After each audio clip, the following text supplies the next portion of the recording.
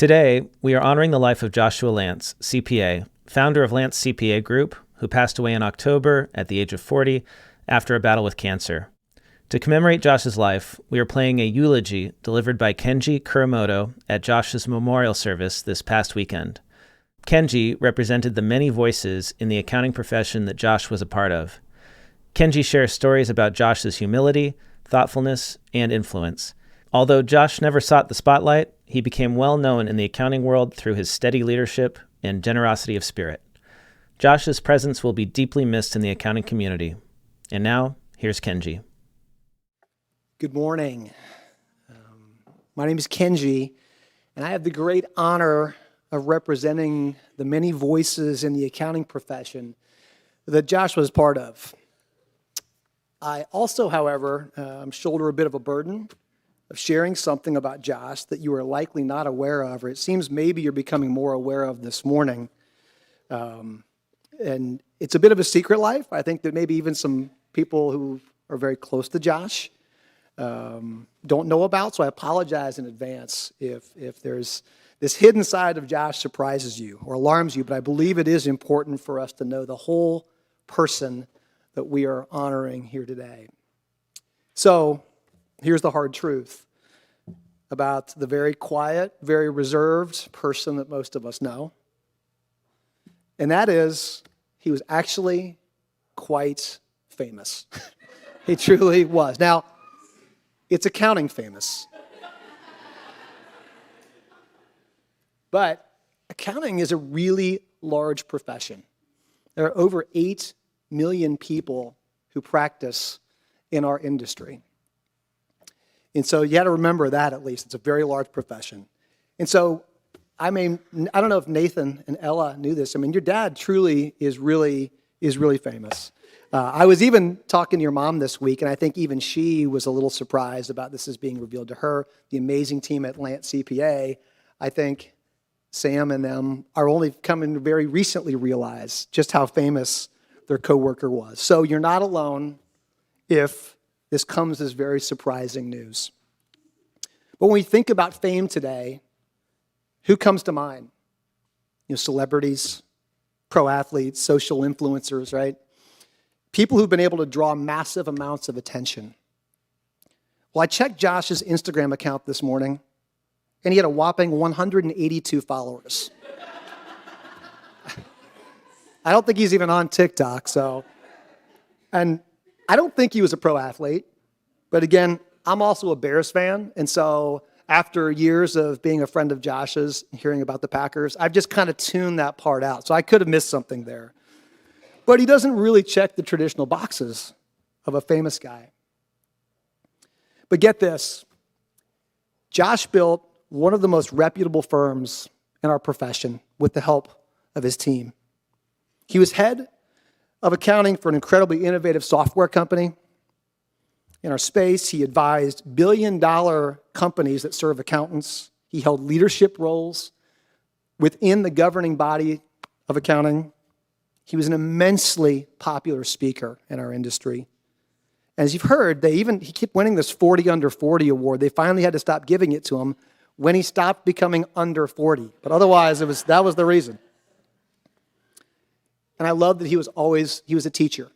He was a teacher of accounting and the fundamentals of what we all learned at 2 very prestigious universities. I mean, this guy was legitimately famous. So there's our question. How does a man who never sought attention become famous? I think that question helps us to understand why Josh meant so much to the accounting community and why he was so special to each and every one of us here.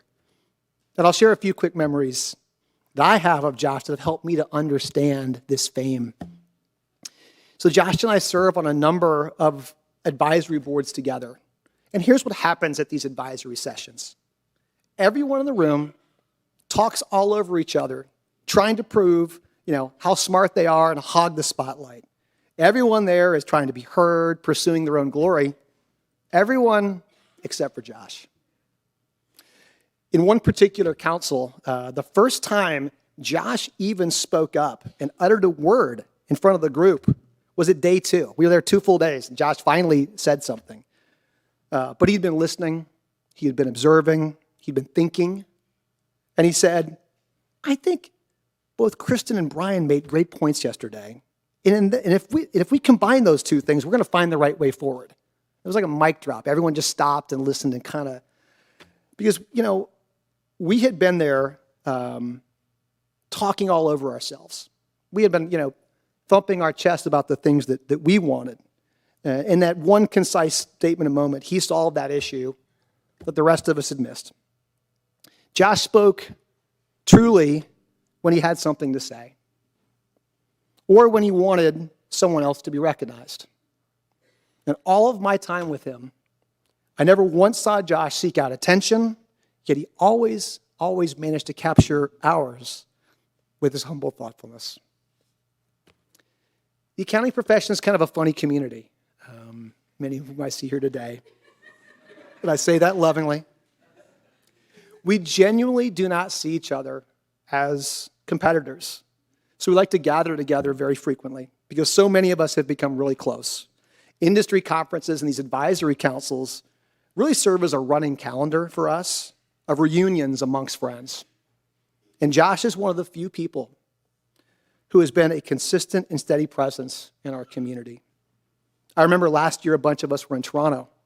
We've been having fun all night and running around and ended up at this really cool, hip bourbon bar or something, and everyone's dancing, chatting, having fun. And we look, and there's Josh, and he's standing by himself in this massive bird cage. I know, weird thing, right? Bird cage, right? I think all the rest of us had missed it. And the rest of us just turned and saw this and just lost it laughing, and we all rushed to him and took pictures, and we giggled about that all night long. I don't know. That's a great question. Why was he in the birdcage? But it was Josh. And then just this August in San Francisco, Josh showed up at a conference when none of us thought he would be there. On the final night of this conference, there was a costume party. I told you again, we're kind of a funny community. We have costume parties and things. And it happened that he and I, along with our good friend Randy, I saw Randy here a minute ago. There he is. We all unintentionally showed up having purchased the exact same costume off of Amazon. All three of us had. And when we ran into each other, we just laughed at the side of ourselves. And Josh said, no, this is great. We can all be a gang together on our costumes. That smile and that invitation to be part of his gang was the highlight of that trip. I have a picture of the three of us, Randy, on my desk at home. That was the last night I saw my friend. I and the rest of our community are going to struggle without Josh because he's always there. He made this consistent, steady presence that you just gravitated to because he always made you feel welcome. So yes, Josh had fame, but what I really think he had was influence. I think that's a much better descriptor of him. And although fame and influence might seem to mean the same thing, I think the differences between the two is quite stark. Fame is fleeting. Influencing another's life is lasting. Fame seeks attention for oneself, whereas influencing seeks change for others. He put others before him. He made you know that you mattered. He was measured in his thoughts, in his actions, in his words. He was fun-loving and also a stable and dependable presence among us. And this is why us accountants, his peers, were drawn to him. This is what made him famous in our eyes. And we're going to miss him so dearly. But we're also going to go forth confidently, knowing that the people in our profession and those whom our profession serves were given such a gift of having time with this man of influence, Josh Lance.